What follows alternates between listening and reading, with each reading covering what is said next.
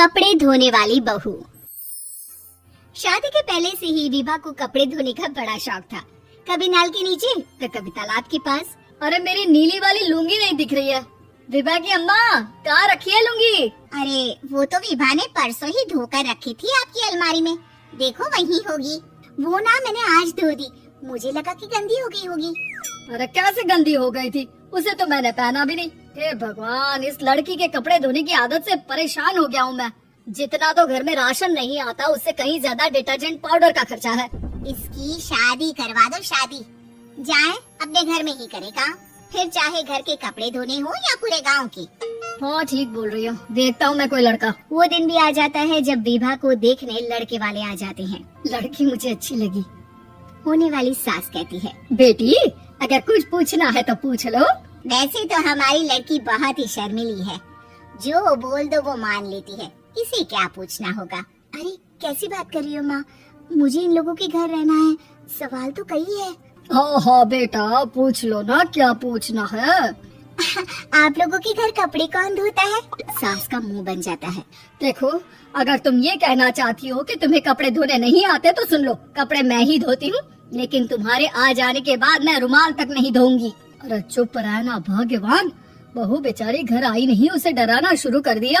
वो क्या है ना बिटिया, अभी तक तो ये कल्लू की माँ ही धोती थी, लेकिन अब तुम्हारे पापा तो दहेज में वॉशिंग मशीन देंगे ही। तभी विभा की माँ बोल पड़ती है, सवाल भी पूछा तो क्या। वैसे भाई साहब, मशीन की तो फिर भी कपड़े धोने की कैपेसिटी होती है। मतलब जो बिटिया दे रहे हैं ना विभा, इसे कपड़े धोने का बहुत शौक है। ये आप लोगों की क्या आस पड़ोस गांव मोहल्ले सबके कपड़े धो दे और उफ तक ना करे। बाहर देखा नहीं आपने कितने कपड़े सूख रहे हैं, सब हमारी बिटिया ने ही तो धोए हैं। बस भी करो ना माँ, शर्म आ रही इतनी तारीफ सुनकर। और तो और एक दाग निकाल कर दिखाओ तो मान जाऊँ। हाँ अच्छा माफ करना बेटा, मैंने गलत समझा, हमें तो रिश्ता बहुत पसंद है। और ऐसे जुड़ जाता है रिश्ता कपड़े धोने का शौक रखने वाली विभा का।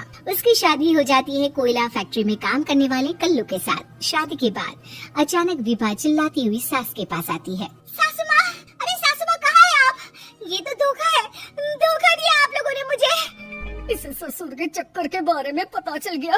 अरे तो उसमें तुझे क्यों धोखा मिला है? अरे नल में पानी नहीं आता, कपड़े कैसे कब धुलेंगे? अच्छा तू पानी नहीं आ रहा उसकी बात कर रही है। तो आपने क्या सोचा? कुछ नहीं।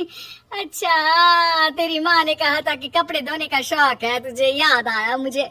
शौक बोलकर कपड़े धोने वाले मेरे जुनून को कम ना आके सासू माँ, कपड़ा धोना मेरा गुरूर है। तभी पति भी वहाँ आ जाता है। अभी मैंने इसे सनी देओल की फिल्म दिखाई है, उसी के डायलॉग मार रही है माँ। अच्छा सुन, साफ साफ बता रही हूँ, पानी सुबह 4 से 6 और शाम को 10 से 12 आता है, समझी? विभा टाइमिंग सुनकर हैरान हो जाती है। ये क्या भूतों का मोहल्ला है? सुबह 4 बजे उठकर कौन कपड़े धोता है? 4 बजे टंकी में पानी जाता है, फिर सारा दिन धोना ना, किसने मना किया? अरे कैसे बात कर रही है? 200 लीटर की टंकी में कितने कपड़े धो लूंगी मैं? सुबह ही उठ जाऊंगी मैं। अब क्या था, विभा सुबह 4 से लेकर रात के 12 बजे तक कपड़े ही धोती रहती। एक रोज सास पड़ोस से निकलकर कहीं जा रही होती है कि साथ वाली कहती है, हाँ कल्लू की माँ, जरा ये बताओ कि 2 साड़ी है, 2 ब्लाउज और एक पेटीकोट और एक नाड़े वाला लंबा कच्छा। हाँ तो? अरे तो क्या, कितना लोगी धुलाई ये बताओ। धोबन दिख रहे हैं हम क्या?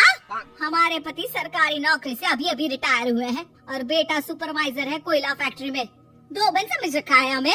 हाय रे कल्लू की अम्मा, माफ कर दो, वो तो मोहल्ले में यही सब बता रहे थे कि तुमने बहू को कपड़ा धुलवाने के काम में लगा दिया है। सास को पड़ोसन की बात सुनकर गुस्सा आ जाता है। वो घर पहुंचती है जहाँ घर के बाहर ही इतने सारे कपड़े सूख रहे होते हैं जितने कि किसी धोबन के घर पर। अरे ओ कल्लू की दुल्हन, बाहर निकल। माँ जी यहीं आ जाओ, बाथरूम में चादर धो रहे हैं हम। अरे अभी हम धोते हैं, तुमको बाहर निकलो। ये आस पड़ोस वाले बोल रहे हैं कि हम बहू से कपड़े धुलवा कर उसे कपड़ा धोने वाली बना दिए हैं। अरे छोड़ो ना माँ जी, किन लोगों की बातों में आती हो? आस पास के लोगों का तो काम ही होता है कि वो किसी तरह सास बहू को लड़ा दे। बहू सारे घर के कपड़े धोती है, ये क्या कम है? बोलिए। सास को भी लग जाता है कि वो बहू का ये सनकीपन नहीं छुड़वा सकती, इससे अच्छा है कि खुद ही चुप हो जाए।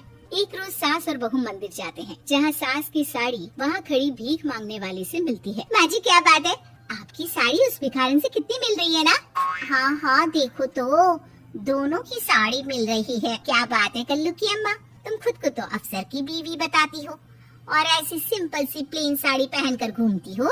सिंपल और प्लेन नहीं है ये साड़ी। तो क्या सोने के धागे से फूल बने हैं? कुछ भी सासू माँ, कुछ भी। हाँ बने थे इस साड़ी में सोने के धागे से फूल। मेरे पति लेकर आए थे मद्रास से स्पेशली मेरे लिए 10,000 की। ताहे भाई साहब इस भिखारन के लिए भी सेम टू सेम साड़ी लेकर आए होंगे 10,000 की। सास उस वक्त कुछ नहीं कहती, लेकिन बहू के साथ घर आती है और अलमारी से एल्बम निकाल कर लाती है। ये साड़ी देख रही है, ये वही साड़ी है जिसे मैंने अभी पहना था। इस साड़ी में ये जो चमकदार फूल दिख रहे हैं ना, ये सोने के धागों से काटे गए हैं। लेकिन तू लोकल वॉशिंग मशीन ब्रश से घिस घिस कर सारे फूलों को निकाल कर साड़ी प्लेन कर दी। मुझे माफ कर दीजिए सासू माँ। और तो और, जब मैंने तुझे तेरी गलती के लिए कुछ नहीं कहा, लेकिन तूने तो सबके सामने मेरा मजाक ही बना दिया। क्यों? बहू को समझ में आ जाता है कि अब से उसका कपड़े धोना बंद।